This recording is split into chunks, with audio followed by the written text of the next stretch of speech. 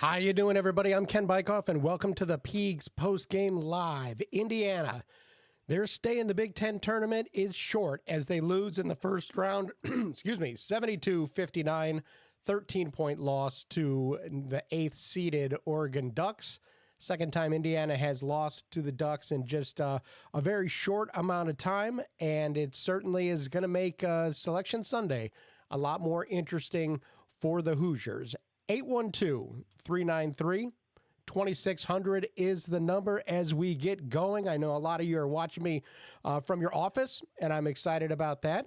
Also excited it's a little bit warmer out right now, which is why I'm rocking a Key West shirt for this, just because I enjoy the fact that it's a little bit warmer out.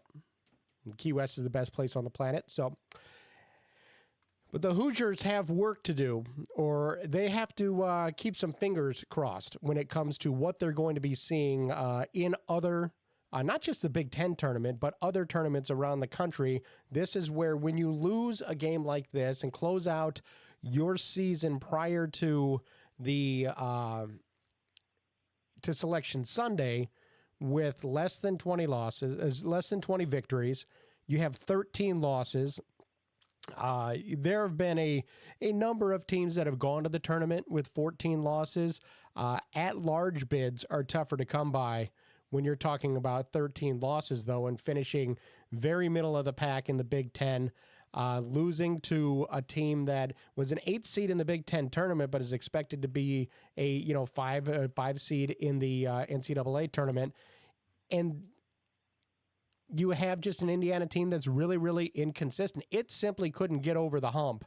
I just used the word. There it is right there. You know, as the coach, I gotta get us over that hump. I didn't mean to do that. I didn't mean to actually say that. It just kind of fell out of my face, so I figured I'd let Woodson do that. You know, the issue here, though, is that Indiana made just 2 of its last 11 shots, simply would reach Oregon, but not be able to pass them. It's a lot like it's an old saying in NASCAR that it's one thing to catch a guy, it's another thing to pass him, and that's kind of where Indiana was with Oregon, as the Hoosiers simply couldn't do enough defensively.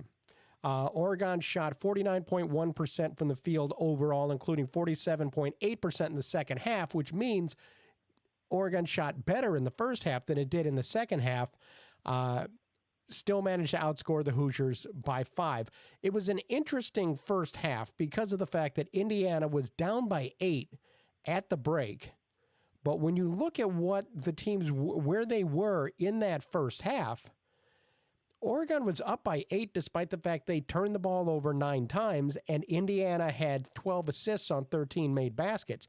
Hoosiers were playing well in the first half and still found themselves 8 points back at the break. You get into the second half, the Hoosiers made a nice push right off the bat, but then just could never get and string together enough stops to get by the Ducks. 812-393-2600 is the number. Pick up the phone and call, or feel free to throw some questions on the chat. The Hoosiers, again, moved to 19-13 on the season, and that is a challenge for them. That record is a challenge. You needed to string together some wins, and they didn't do it. And now that they're at this point of being 19-13 and a quick out in the Big Ten tournament, you just wonder what we're going to see over the next couple of days. That's where I think it's interesting. Indiana shoots 36% from the field overall, 25 of 69. Oregon only took 53 shots. In other words, the Hoosiers took 16 more shots than Oregon, but actually made 1 fewer field goal along the way. Indiana did a nice job on the offensive glass in this one. They out-rebounded Oregon 13-5 on the offensive glass, and still only outscored the Ducks on second chance points 9-6. So that to me is a little bit telling of where these Hoosiers are. And, you know, this is not a team that has been lacking for support. The Hoosier faithful have been there for Indiana. They have been there, ever since that announcement was made. And honestly, before the announcement was made, you could talk about the fact that people booed the Hoosiers at home, but it was a matter they expect more than what they were getting at the time. But since that announcement is made, and Indiana has turned in a lot more effort on the court than we were seeing there for an amount of time, the support was there. And in Indianapolis, it's always going to be there. And instead, you just did not have anywhere near enough for what the Hoosiers were going to do.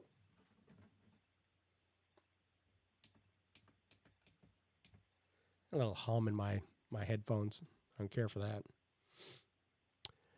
Mo on the chat says, well, at least the AD could save a few bucks on hotel rooms. Tony says, this game was set up for an IU win, and to play like this. And I think that's where the frustration is with this ball club, is you do see just too many instances of just things breaking down and just seeing teams execute at a higher level. Luke Goody in this one. I'm not pointing fingers at Luke Goody. There's a lot of trouble to go around. But just 1 point in 33 minutes. 0 of 5 from the field overall. 0 of 4 from 3-point range. Miles Rice is the one that really stands out to me, because there got to be a time late in the game when it sure did seem like a matter of it was me time for Miles Rice. And he finishes scoreless in 28 minutes, 0 of 5 from the field overall, 0 of 1 from 3-point range. He did have 5 assists, so it's not like he was awful, but that was really something that stood out. There was, at some point, he started to force it, and that has been a trend with him. That has been a trend, and that to me should be a huge concern for this Indiana. We're at the point where we're beyond concern. We're beyond concern because we don't know if Indiana's going to play again, going to get an NCAA tournament bid, accept an invitation to the NIT. We'll see what what that means going down the way. Chris on the chat says, I hope IU doesn't make the tournament so we can finally move on from Woodson as soon as possible. That is not an unusual feeling or an uncommon feeling among the Hoosier faithful right now. There are plenty of people that are tired of having their hearts broken, tired of the same game being played over and over and over again. And so it's not unusual. Hey, let's put an end to this. Let's get this over with. Let's turn the page as soon as we can. That is not an unusual or uncommon feeling. And that's something that's been around for a little while. Here, Peter on the chat says, do you really want to see this team play anymore? There are stretches when the Hoosiers have been great. Second half against Purdue. That's one of them. That really stands out. Beating Michigan State at Michigan State. These are games that really do stand out. But game in, game out, who are the guys that really blow you away and make it so that it's pretty basketball? And that is what has been lacking. I'm going to go over some of the individual stats, but first we have our first caller. Caller, if I could have your name, where you're from, and what you got. As I click on you. Hey, it's Kevin Mahar. I've talked to you before. Hey, Kevin, how you doing? 3 or 4 times. Yeah. Well, I'm doing well, but there's some serious questions. Maybe you can answer them. Number one, who was our hottest offensive player in the first half? Probably. Mackenzie Mbako. Okay. Without question, right? He had 10, right? And he was shooting the ball. I mean, they were good shots, knocking a couple threes down. He gets a second foul, and he sits for almost the rest of the first half. So we're talking 9, 10, 11 minutes, something like that. Yeah, he played 9 minutes in the first half. Okay, so again, great coaching move, right? Just you got to win the ball game.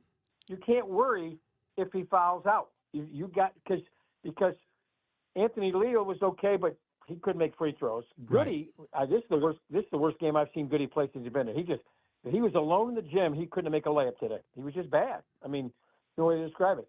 So you take him out, and then you go to a non-scoring lineup, literally, and he leaves them in there forever and ever and ever and ever. Made no sense. That alone tells you that. And I think Mike Woodson's a great guy. I think he's a great player, great legacy, but he's ruined his legacy at IU. He doesn't have, people don't like him anymore. They, right, wrong, or indifferent, those are facts. And he showed right then and there that he has no feel for the college game in any way, shape, or form. Then in the second half, he does it again. Once and Baco got started going a little bit, and then boom, got a third foul, sat him out. And then he brings him back in, and you saw on the bench, and Baco kept looking at him like, "Come on!" Right. He didn't do anything. Okay, and then Malik Renew is a nice player, but Malik Renew is very, very soft. He missed 5 or 6 layups today. Missed them. He did lead the Hoosiers with 19 points. Well, he did, but he left at least 10. At least 10.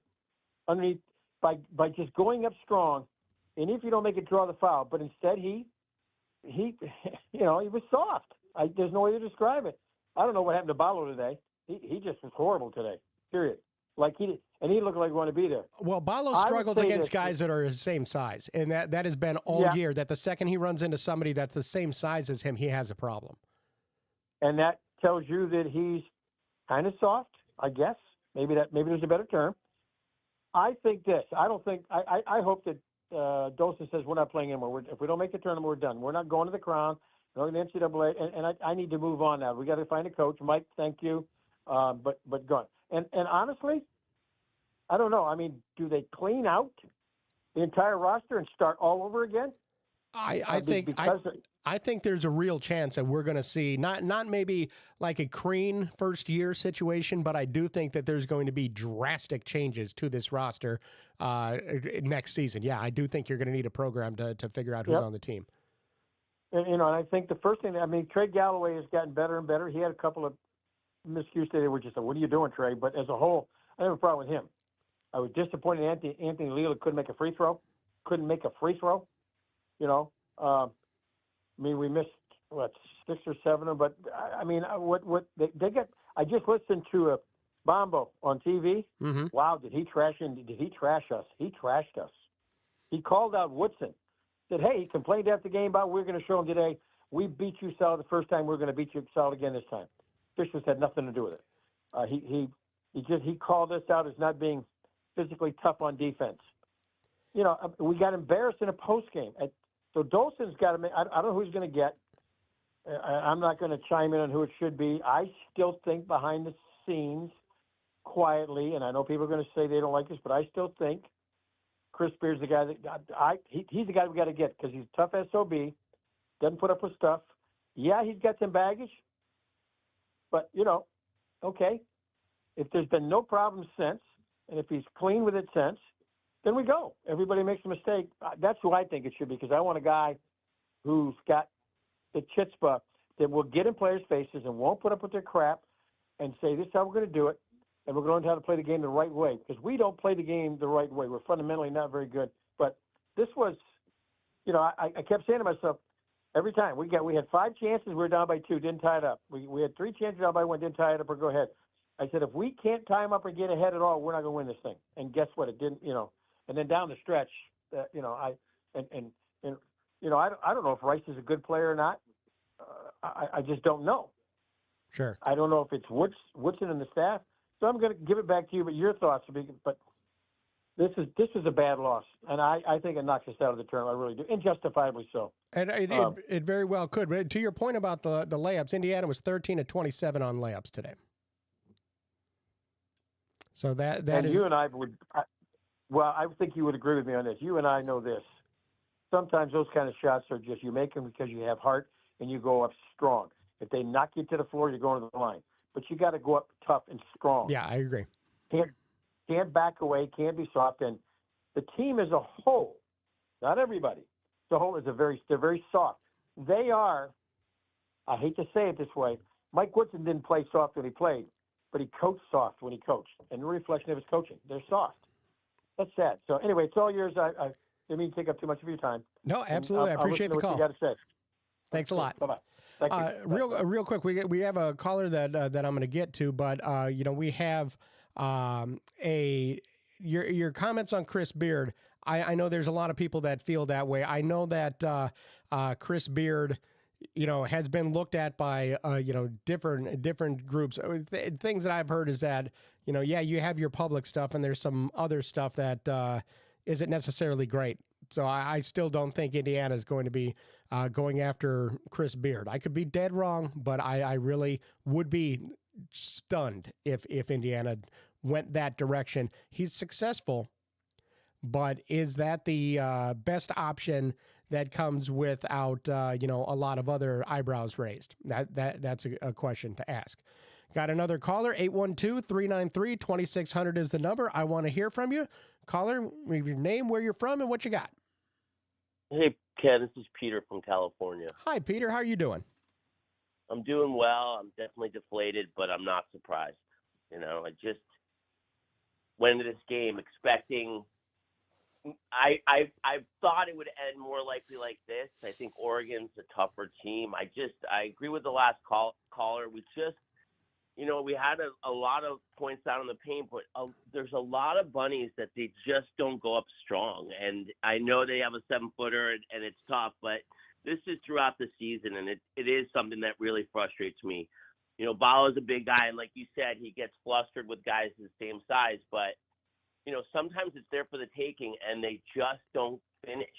And it's so frustrating because those points matter, and that fight matters. And it's, their schedule softened, and they played better, and they fought, and they scrapped out some wins. But I mean, you could just tell that once the scoring dried up, where are they going to go? And they just didn't. They looked out of sorts, and it's so disheartening because I just feel like, it's another year of squandered opportunities, and, it's just tough.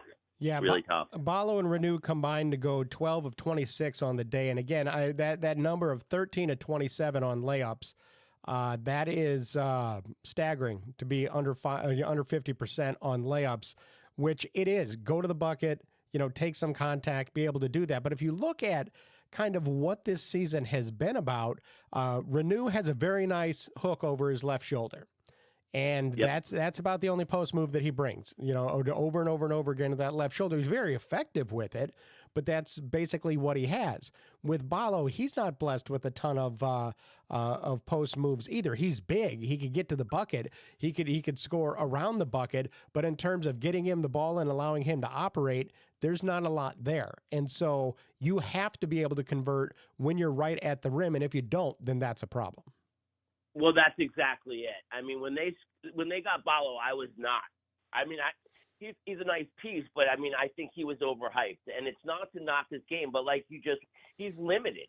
You know what I mean? And that's exactly right. Like if you're so limited around the basket, you have to go up strong. You have to have some type of advantage.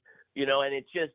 And I know Renew doesn't have the athleticism, and he does have some that hook shot, and he is more of a finesse player. But it's just we just get exposed with teams that are tougher, and there's no question Oregon's a tougher, more mentally strong team, and it's just deflating because you can see it, and everything has to go right for Indiana to win. And in very few cases this year, and throughout Woodson's tenure. It's almost like the Purdue second half was everything going right. It was incredible. But I mean, that's exactly it. It has to happen like that for them really to go. Once they face a little adversity, it just seems like there's just no options, and everybody's playing isolation or just taking jump shots, and I don't know. And that's where I kind of with Woodson, that's where I get frustrated.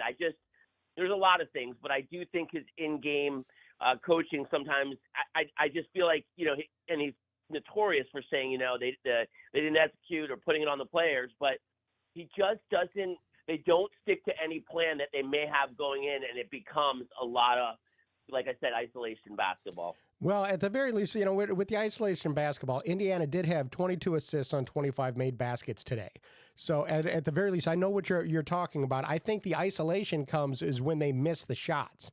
That's when they're not being set up. When they follow a plan, they help each other out, they play good team basketball. It's far more effective than what they're dealing with.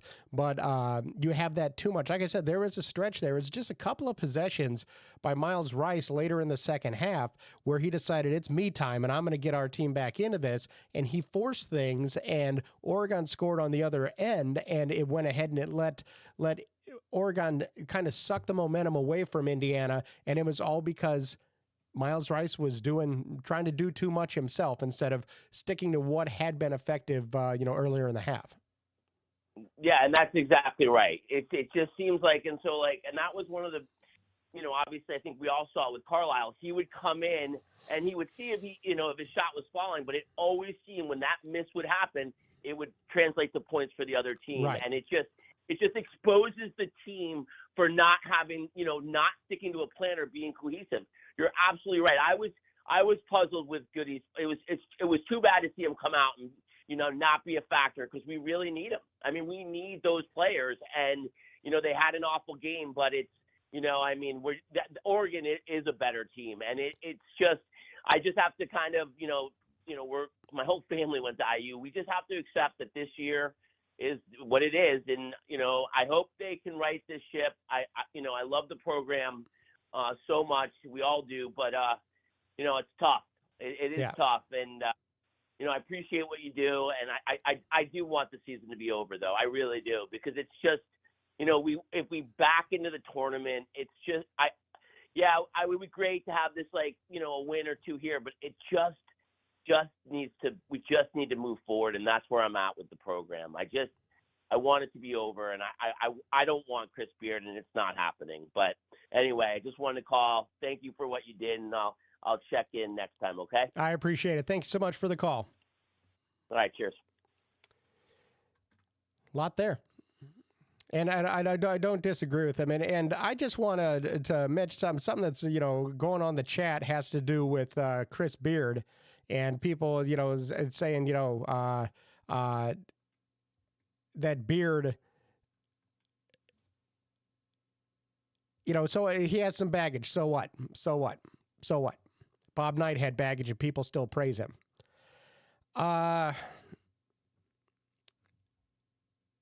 There's the public stuff, and then the stuff that you hear in the background that is not great with Chris Beard. I won't go any farther than that, but you hear some things, and there's a reason why these schools are shying away from him, and it has nothing to do with, he had one incident, and that was it. Otherwise, he's been a choir boy. Not going to go that far with that. Just not going to. 812-393-2600 is the number. Again, I would be stunned if Indiana went that direction when it comes to the new head coach. We have another caller on the line. Caller, if you have your name, where you're from, and what you got. Yes, this is Jacob Masterson. Hello, Jacob. How are you? Good. How are you? I'm good. Yeah, just watching the game, one thing I have a problem with is, we had it, I think it was 56-54 at one point. And, we go on these little spurts and runs, especially throughout the season and this game specifically, where we'd cut it to, 2, 4, or whatever. Right. And then we'd go down and, Malik Renew, a couple of times, I think everyone probably noticed, I don't know, not just him, even just like Goody, when we had it, I think it was 54-56 or 56-56, and we just got miscombobulated and just like we went to force a shot, we want to be the hero kind of deal.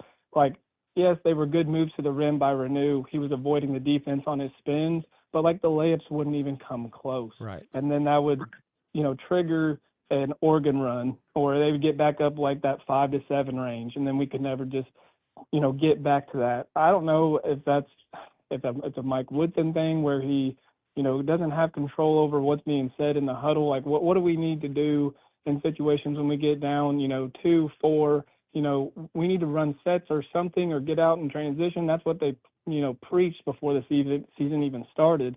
But I don't know if your transition should involve Malik Renew, doing spins to the rim and, missing just a layup that's not even coming close to the rim, and then it ends up in an Oregon transition layup. Well, You get what I'm saying? Yeah, let me break down what you're talking about here. Just walk you back through it. Indiana, Renew scores on a layup with 7:33 to play to pull Indiana within 56-54. Then there is a missed layup by Oregon. They get called for a foul. There's a media timeout. On that next possession, it turns into a pull-up jumper from Goody, a three that he misses. That is answered by an Oregon three. So Indiana had that opportunity to go ahead, and instead of going up by one, that swing with a three from Jadarian Tracy makes it 59-54 Oregon. Then Indiana comes down, and that's when Renew does the spin and loses the ball. And even then, Oregon misses a three, but the Hoosiers just can't put it together. You look at the string over the next couple of minutes. Missed jumper by Mbako. Missed free throw, front end of a 1-and-1 by Anthony Leal. Bamba scores on a turnaround. It's a 7-point game, and Oregon never looks back. Yes, absolutely. And I get it. Goody was trying to get himself involved, but it wasn't his day, and it stinks because you want an Indiana kid in an Indiana building, big stage it should have been his game, right? It should have been his game to show out for the Hoosiers, but it just wasn't. And at the end of the game, he's even missing a free throw, and it just wasn't his game. And you think back on the season, especially in the first Oregon game, it wasn't Mbako's night, right? So he was forcing a couple shots early, but today, it was Mbako's day in a way. He was hitting shots early and stuff, and I just feel like and reading Twitter, I know that's not such a big deal, but everyone was like, well, Mbako needs to be in here. Mbako needs to be in here, and I agree. Like, if it's someone's day, keep him in. I mean, if he's got it rolling, keep him in, and he was early. And I feel like we just kept on going, putting him on the bench in key situations, especially in the half. We call a timeout, and then right after Oregon calls a timeout. Right. And then we still didn't make any substitutions as far as getting him in the game to get a potential shot off. I don't know. And then Ballo being out late. I get it. You had to get the guys in that can shoot maybe free throws or threes late in the game, but I mean, his presence down there today was just different. And whenever they do the pick and rolls with Galloway, the announcer said it a couple times on the game, the rolls are just different. Right. Whenever Malik, the rolls to the basket and the lobs are just different. And when Ballo's in the game, it opens up Trey's game so much more. It does. And it even opens up Rice's game even more. So whenever Ballo is not on the floor, that's from 7 minutes, maybe 5 minutes left in the game, and you're trying to roll with Malik. I get what they're trying to do. I understand it, but at the same time, Trey was getting to the rim whenever he wanted. Those float game was on point today most of the time. I mean, at the end of the game, it wasn't, but we were getting quality looks. We ran the same play twice where he would come off that little screen and he'd roll right to the middle for a wide open layup, and we just kind of went away from that, and I don't understand why that is. I mean, just keep doing what you're doing. Yeah. You know what I mean? I just don't understand. Oregon was doing a pretty poor job of defending that coming off that curl, and Trey had that floater working. Going back to, you're talking about Mbako. Mbako, and he goes 5 of 10 from the floor, 12 points on the day, plays just 23 minutes and leads the Hoosiers in plus minus with 5. And yet, in the second half alone, Mbako, he did play 14 minutes. Mbako played 14 minutes in the second half. But in that first half, 9 minutes and was plus 7, was the most effective player on the court for the Hoosiers. So, I mean, it's been a weird season, weird rotations, weird everything that goes along with it. Miles Rice in this one played 28 minutes. It was minus 23.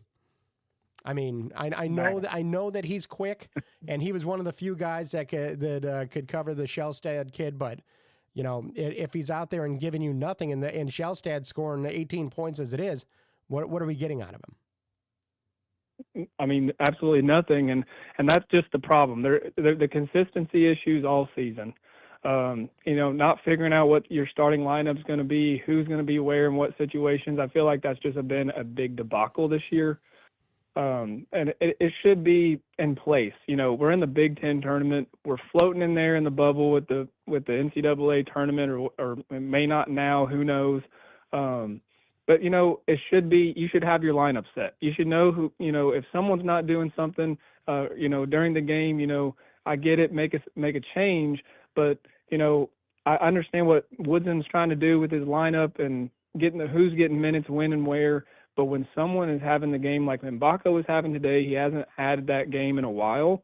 But when he's having, like you're saying, the plus minuses and the analytics and everything else, Right. He should have been in the game more than he should. I mean, 14 minutes is a lot of minutes, but man, when you're trying to win a big time ball game and your NCAA hopes are on the line, you would think you'd go to the guy that's hot. That's just me. I've played basketball my whole career. I wouldn't be the guy that's hot in most games, but if I was having a good game, my coach usually let me in high school. So Yeah. he kept me in, and you just go to the guy that's hot. And I mean, and that was another thing. I mean, Trey was. I mean, he missed a couple. He airballed a couple threes. I understand that's not his strongest suit, but at the end of the day, against Ohio State, look at the 30+ footer he hit to win the game for us. Right.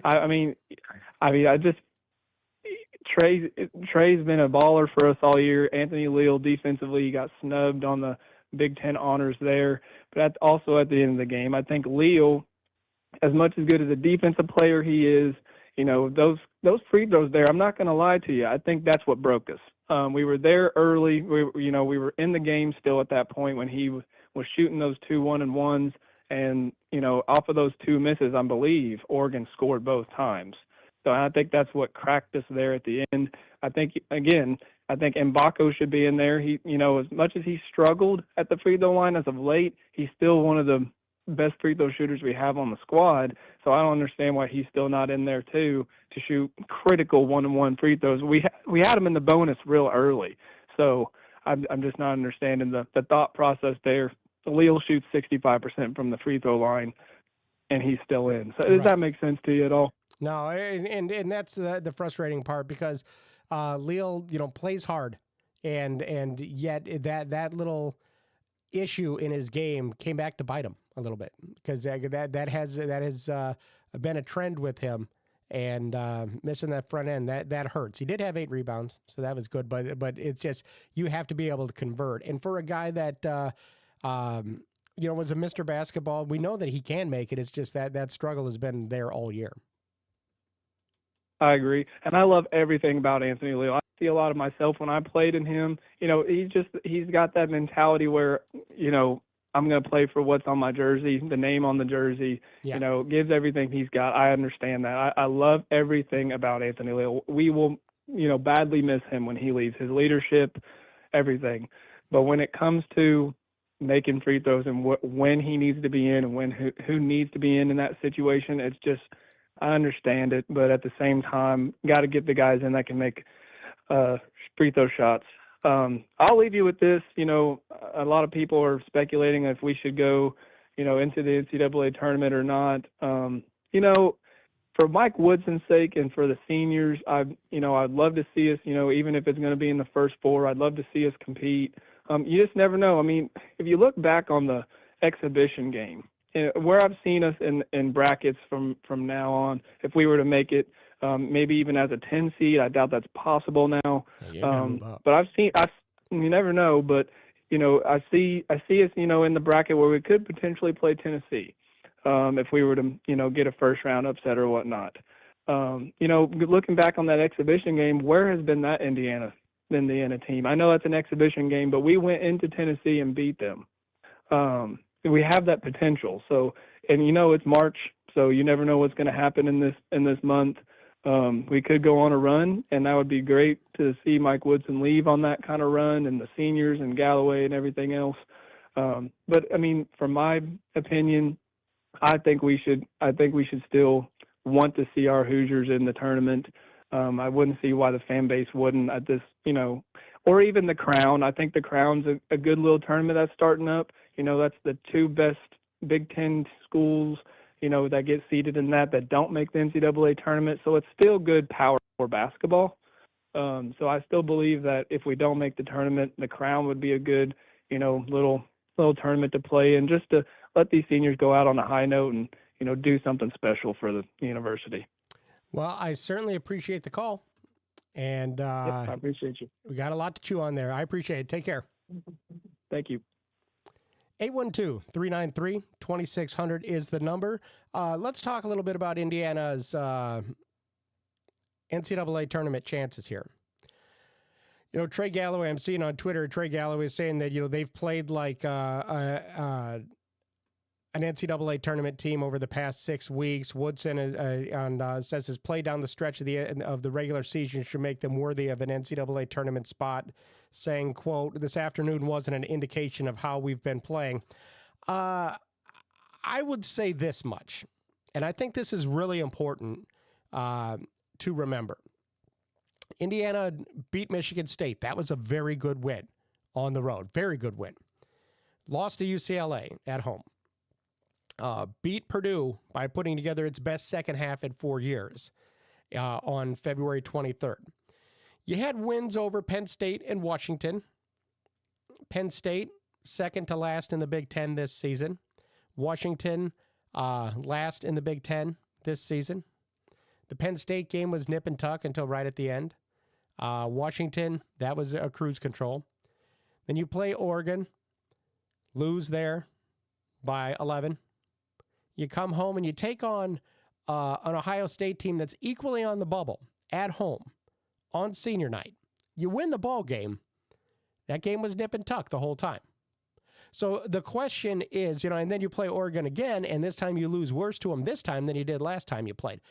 So, it's not how, it's how many, but that how many includes only 19 wins and 13 losses, including of a pair of 25-point losses, back-to-back 25-point losses. And it's also important to remember that if Indiana's playing as poorly as they did in January, at this point, we're not talking about them being an NCAA tournament team. I just really feel that outside of, that Michigan State win, that win against Purdue at home, in terms of converting, there's not a lot of meat on those bones. And I know that there's the rankings and all that stuff and the Bart Torvik and the net and all that kind of stuff. When you look at who Indiana has beaten, it's great that they have the Michigan State and Purdue win. But boy, there's a lot of other games that not only maybe did they lose, maybe they lost close ones, but you lost. Because if you're going to trumpet about how well you're playing when you lose, when you win close games, then you can't overlook the fact that when you lose close games, it makes a difference too. 812-393-2600 is the number. They're going to be sweating on Sunday for sure. Let's break down some of the stats in this one. The Hoosiers got 15 points from Trey Galloway on 6 of 8 shooting, 2 of 6 from three-point range. He added 4 rebounds and 9 assists, but he did have 5 turnovers on the night. He finished the game -9. Mackenzie Mbako, 12 points on 5 of 10 shooting, went 2 of 3 from three-point range, 5 rebounds and an assist, had a block in 23 minutes. Ballo, 8 points on 4 of 11 shooting. Again, Ballo struggles when he plays players that are his size. That's a trend that I have noticed this year. 8 rebounds on the day, including 0 in the second half. So if you want to know why Ballo's minutes may have been limited in the second half, that may be part of it. You get 0 rebounds when you're in the game in the second half. You're only in there for 5 minutes, but only took 1 shot. Still finishes with 8 points, 4th leading scorer on the night. Anthony Leal, 4 points on 2 of 3 shooting, missed those 2 critical free throws. He added 8 rebounds, 2 assists, 3 steals in 31 minutes. And Luke Goody, 1 point, 0 of 5 from the field overall, 0 of 4 from three-point range, 3 rebounds, 2 assists in 33 minutes. Off the bench, Malik Renew leads all scorers for the Hoosiers with 19 points on 8 of 15 shooting. He had 3 rebounds and an assist to go with a turnover and a block in 24 minutes. He was minus 16. Miles Rice plays 28 minutes, minus 23 on the day, misses all 5 of his shots. He did have 5 assists. Kanan Carlisle rounds out the lineup, 6 minutes, is held scoreless. He's minus 6 on the day. So if you look at that lineup there, you have Renew with 19 points, Galloway with 15 points, Mbako with 12. But you also have Miles Rice, who was a starter for a huge chunk of the year with 1 point. Luke Goody, rather with 0 points. Luke Goody with just 1 point. Leal, who's been starting the past few weeks with just 4 points. Carlisle coming off the bench, nothing. It's not good enough. Against a far superior athletic team. I can't overlook that part of it. That Oregon is just a far superior athletic team. They're better than Indiana, and they played like it both times that they went out there. Michael on the chat says making the NCAA tournament should not be a big deal for Indiana basketball. There was a time when only 1 or 2 Big Ten teams made the dance. Now half the teams in the conference are in it. And that is true. And it's a real weak field this year, too. Those 13 losses are a big deal. Those 13 losses, some of those losses are why we're where we are. And when you had opportunities late, I'm talking Michigan, I'm talking UCLA, I'm talking Purdue, Maryland. It's a whole different season, but you got to close games out, and you need to be consistent, and Indiana was consistently inconsistent this year. Vision says there's no identity at this point, never has been under Mike Woodson, never has been. But he's not going to be the coach next year, so it's not a concern. Michael says, would IU refuse an NIT bid? I think they would. This is pure speculation on my part. Pure speculation. Same thing with this Crown tournament as well. I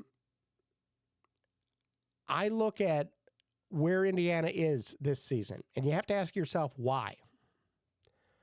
So if you are a player who is looking, knows a new coach is going to be here, and you decide you want to maybe look elsewhere and play for a different coach. Obviously, Goody, Goody could get an extra year, but Leal and Galloway, they're out of eligibility. If you have that opportunity to go somewhere else and play and earn that NIL money, and would you risk it in a meaningless game, like an NIT, like one of these Crown tournament games? That's going to be part of the equation here in this new college basketball world. And there's also the feeling that, hey, you know what? It's time to turn the page. So I would not be stunned if Indiana would turn those things down. Not saying that I've heard that, not saying that they would.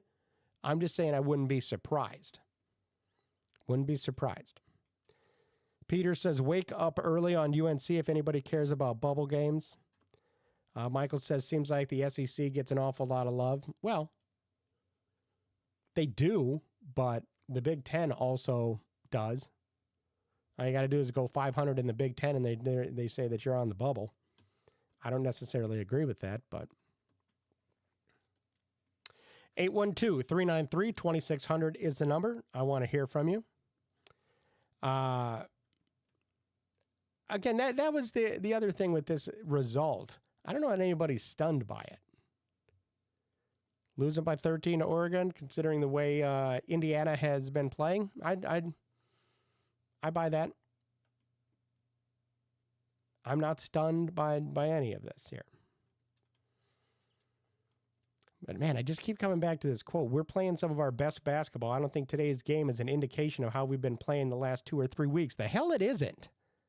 Yes, it is. You've been playing exactly like this for the past 2 or 3 weeks. Yes, you have.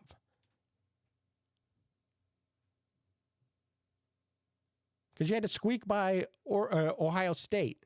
That was a game worse than you in the Big Ten at home. You went on the road against Oregon and lost big, double-digit loss.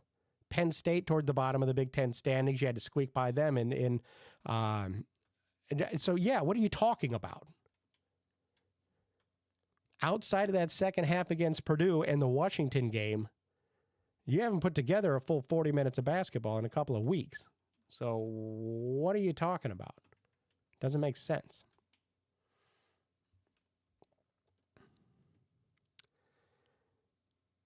You look at this ball club, though, 19-13 on the season. The kind of resources that have been poured into this program is stunning, and also makes this an attractive job because you can build a roster that brings talent here. It's a talented team. It played multiple ways during the season. There's the way Indiana played, like the style it played before the resignation was announced and after.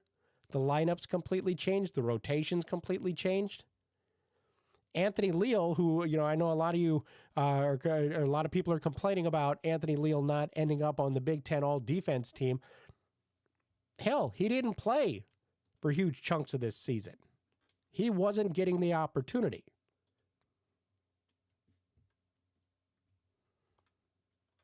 And that comes back to get you. If you pull up, Anthony Leal played 26 games. That means he did not play in 5 games. I know that he was injured in some of those. And that's obvious. So, okay, that's not a huge deal. But the minutes didn't come until after the announcement was made. He plays 11 minutes at Wisconsin. Announcement is made, all of a sudden it's 33 minutes at Michigan, 30 at Michigan State, 20 UCLA, 35, 30, 34, 23, 35. What did he have tonight? 31. That only started after the announcement was made. And that announcement was made, February 7th? So his average minutes skyrocketed after Mike Woodson started playing guys that were going to help the team win and weren't connected to this major NIL money. So if you want to be mad about anything happening if Indiana gets left out, Mike Woodson's going to have to take a good, hard look in the mirror because it will be his fault. Tony says, why does it always seem like the Big Ten tourney comes, we play like we don't want to be there? It really is amazing how much Indiana has struggled in the Big Ten tournament through the years. Never won the thing, which is extraordinary. Yeah, that to me is one of your bigger surprises over the years. I mean, we all know some of the heartbreaks along the way, but Indiana just simply does not play well in the Big Ten tournament. It just doesn't, and it's baffling. It's been multiple coaches, whether it was Bob Knight or Mike Davis, Calvin Sampson, whoever's been here. Big Ten tournament has not been Indiana time. But it also seems that of late, Indiana has kind of limped into the postseason along the way. Or there's been inconsistency. Things of that nature. I mean, it makes sense why you wouldn't do well when you just struggle there. 812-393-2600 is the number. Appreciate you joining us. RC says, are boosters influencing our coaches to the point where they're afraid of playing the player they want? No, it's not boosters. It's more about there being to convince these kids to come and play at Indiana. You have to sell them on it, and there's money that they're going to collect. But sometimes there are promises made too, in terms of playing time, in terms of minutes that you're going to get, what you're going to start. And as you go through this, you have these promises that you make or these suggestions that you make. Part of it is you need to kind of live up to those commitments, because otherwise word will get around that don't listen to anything that coach says because he doesn't live up to his word. That is why it's interesting when that rotation changed the second that resignation announcement went out. Mike Woodson doesn't have to worry about having a reputation as not being a guy who doesn't live up to his promises, when it comes to NIL and recruiting and things like that. That went away completely. And so he was able to do what he wanted to do. And that's not boosters. That's just some of the NIL stuff that's involved. Mike Woodson isn't going to coach another college game. He isn't going anywhere else.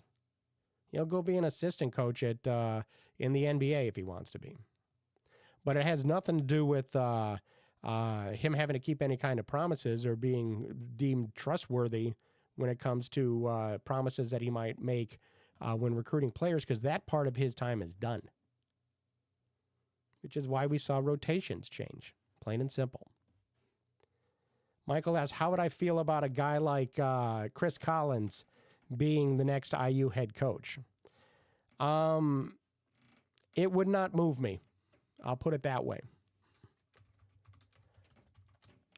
Chris Collins has been at Northwestern for a long time. And Northwestern's not an easy place to win. I get that.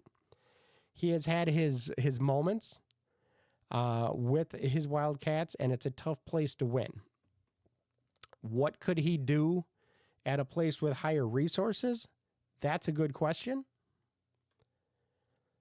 But I just think that he would not be the best option in my eyes at this point.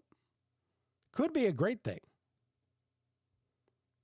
Could be a great thing, but the results at where he is aren't necessarily easy to get, and it's just, I don't know, it's not at a high enough level. You look at, let's see, 1, 2, 3, 4, 5, 6, years 7 and 8 at Northwestern. He went 17 and 38 in those 2 seasons. And that's a tough place to be, years 7 and 8. But because he was at Northwestern, they let him stick around. And he bounced back in a couple of 20-win years, and that is great. But it would be a risk, to say the least. Tony says, any coach that has a pulse, who has enthusiasm and holds players accountable, I'm all for. You want somebody energetic for sure. You want somebody who's going to just be locked in, be energetic, and make sure that there is consistency from year to year. You don't necessarily get that with an older coach. I think they're locked in, but it's that energetic part. I think that is a bigger concern for me. Michael says, thanks for the Collins response. It would be a great experiment at IU. Put your hands up if you're interested in Indiana experimenting with their head coach. I appreciate the sentiment. I am not ready for an experiment at this point. Archie was the experiment. Archie should have worked. It just didn't. Don't know why. That should have worked, but it didn't.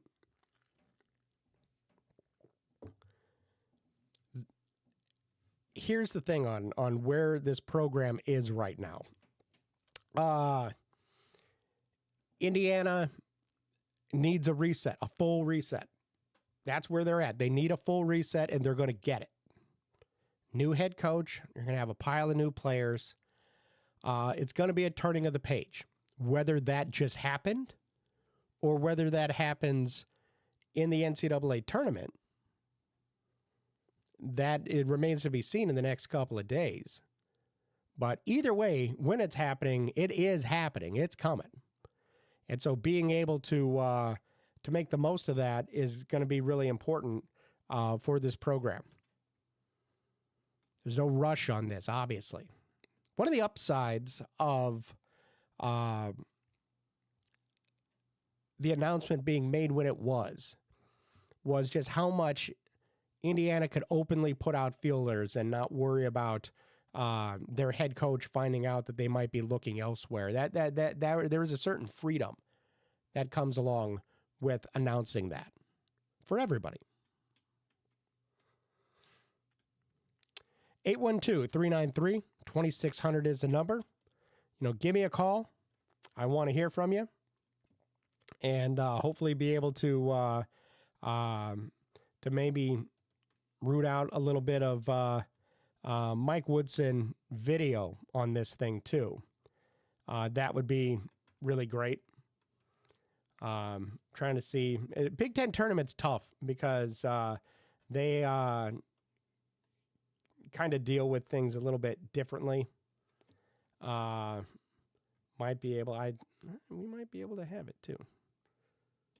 So let me see what we got. Be able to hear from Mike Woodson and the players in this one. So let's see if we can do just that. Here, yeah, we got it. We should. So here's Mike Woodson and the players from the Big Ten tournament. It's like Malik Renew and Trey Galloway.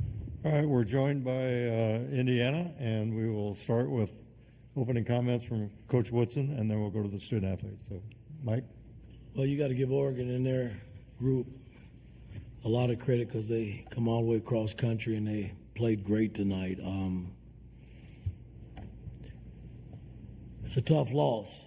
I thought we competed in stretches, but we just couldn't finish it. And they were the better team tonight, I thought. Okay, please raise your hands, and we'll get the microphone to you right in front. Jeff? Jeff Rabjohns, Peegs.com. For Trey and Malik, one of the things you guys struggled with this year, scoring droughts that hit 4 minutes or so. What do you think were the issues when those droughts came, in certain games? Trey? I would just say just not executing. There's a lot of times where, even today, there was just some missed execution opportunities that we had. So I just got to be able to clean up on that, and that's the biggest thing. Malik? Yeah, I think when we go on our little scoring droughts, it's definitely just execution. We got to go out there and execute the play at a high level, and we failed to do that in a couple of stands, and they got steals, blocks, etc., and then just they came down court and was able to execute on their side. So we got to be able to execute and then defend on our side too. Right here, Tom. Tom Bruce, Sports Illustrated, Indiana. Trey, you guys just had the 59 points tonight too, and Oregon guys were in there mentioned that just having played you guys last week, that defensive preparation for them, they felt like they had a good handle on what you were doing. Were you guys finding looks hard to come by? Shot only 36% from the field. Malik, we'll start with you. I don't think it was just because we were getting open shots. We had plays at the basket. We missed a couple bunnies, so I don't think it was just not having the shot. We just got to be able to have confidence and know we're going to put the ball in the rim every time we shoot the ball. So I think that was the case on them. Trey? Yeah, I think just, they're a good defensive team. But I think, like I said, just being able to finish around the rim, we had a lot of open, easy looks that we normally make, and we didn't. And then, 50% from the free throw line, we didn't shoot the free throw well. Or same thing from three. So it's just being able to make shots and, like you said, shooting with confidence. Right here in the front. Zach Browning, the Hoosier.com. Trey, it seemed like a lot of times in that second half you guys had it down to one possession, 1 or 2 points. Kind of what led to not being able to finally get over that and get through that and take that lead in that second half? Yeah, we're right in it, and multiple times we kept cutting the lead, but you got to give them credit. They were able to make big time shots, but just like I said, the execution on defense, we just had some miscues that we can't have, and like I said, they made some tough ones, but just got to give them credit. Questions? Jack? Jack Ebling, Drive with Jack, and Press Pass, Malik and Trey. I saw you beat the Big Ten champion on their court. can you make the case to the selection committee why Indiana should get a bid to the NCAA tournament? Malik, we'll start with you. Well, I think we should be in the tournament because we got some big solid wins, not only against Michigan State, but we got Purdue at home, and then we swept OSU too. So I think we had some solid wins. And we also had some not bad losses, but we had some good losses where it came down to the wire and we couldn't get over that hump. But I feel like they give us a chance. We'll try to make a run in the tournament and give it all every time we step on the court. Trey?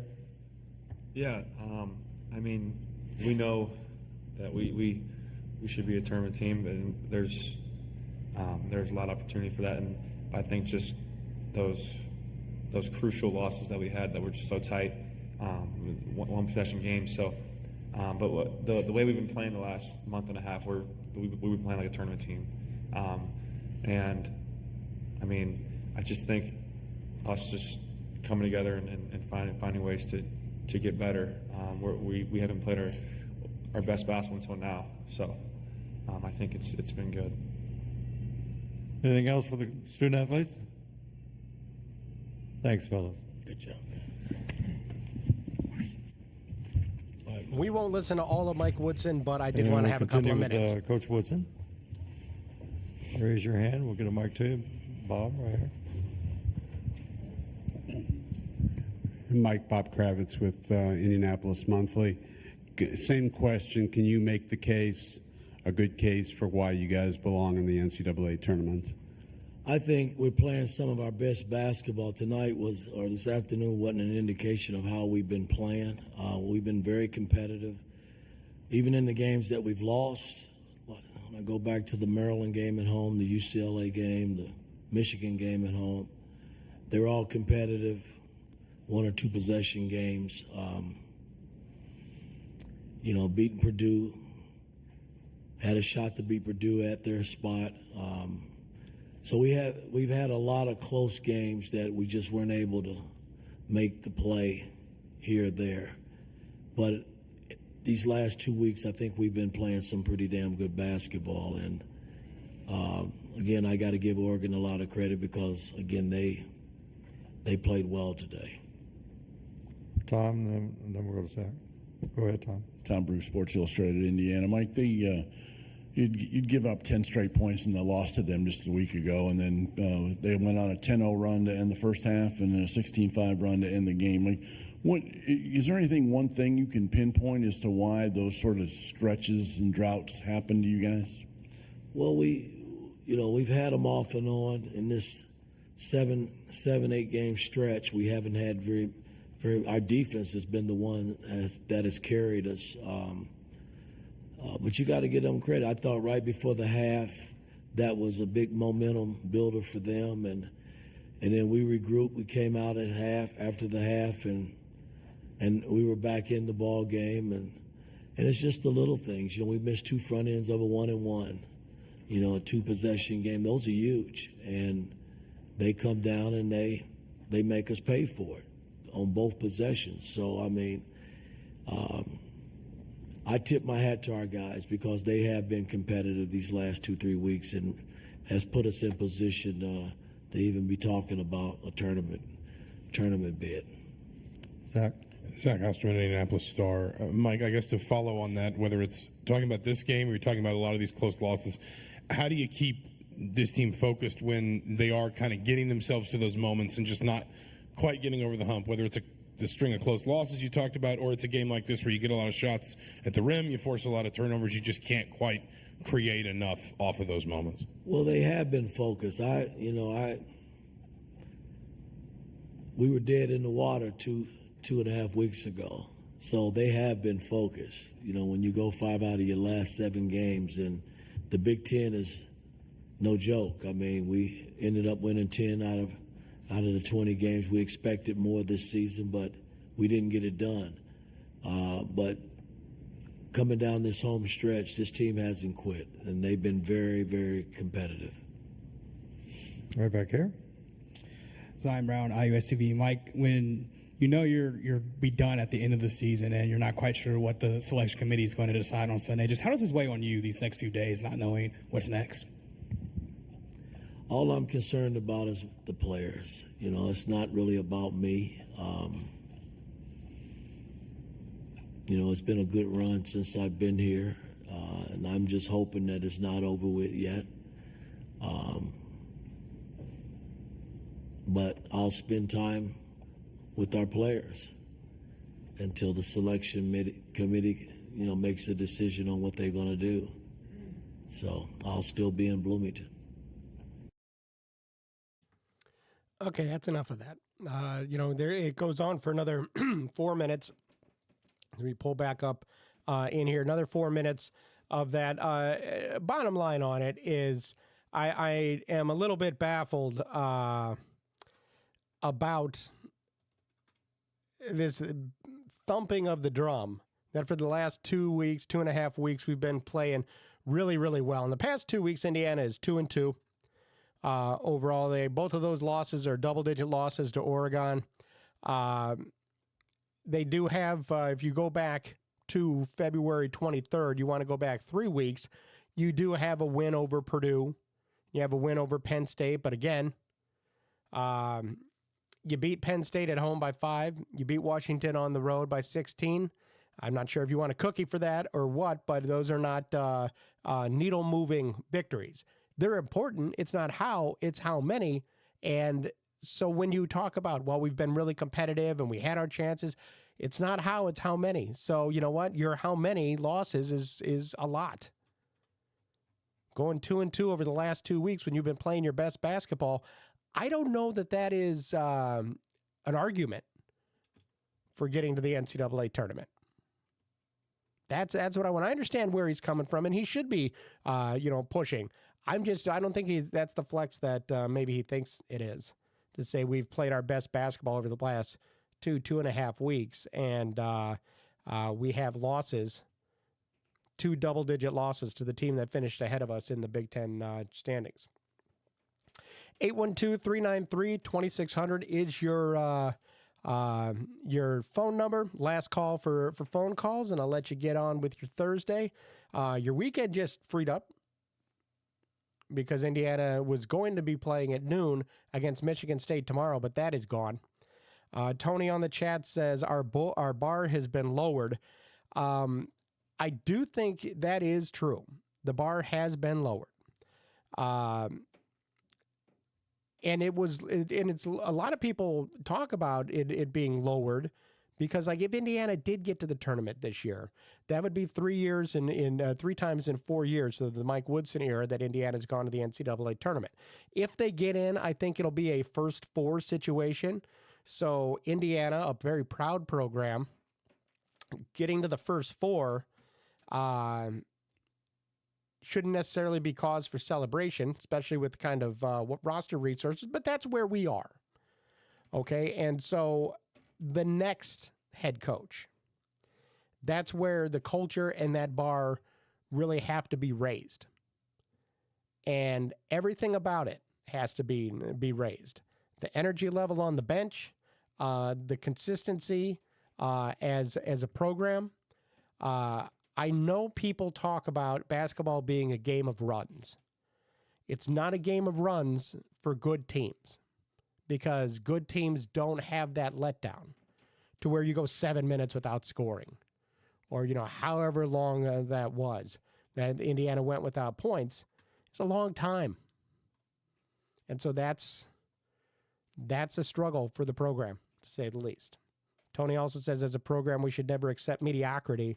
Winning Big Ten titles in NCAA tournament should be the goal every year.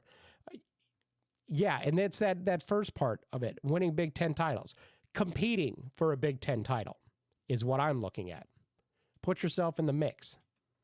With the resources you have, put yourself in the mix. Getting the NCAA tournament, that should be a pretty baseline thing. But competing for a Big Ten championship should kind of be where it is, and that isn't where this program has been, despite having talent. Talent is there. Just haven't had the results. And so now we wonder what exactly the future holds for the Hoosiers and where they're going to go from here. I don't know.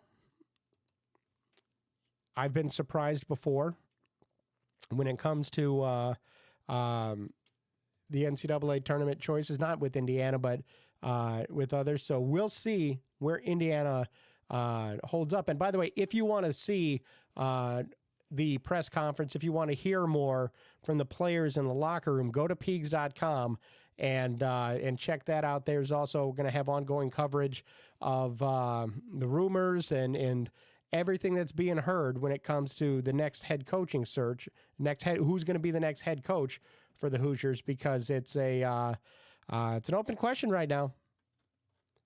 It's an open question, but it's going to be exciting for a Thursday afternoon. Indiana falls in their first game in the Big Ten tournament, 72-59 to Oregon, and now they get a good healthy sweat before Selection Sunday comes around on Sunday.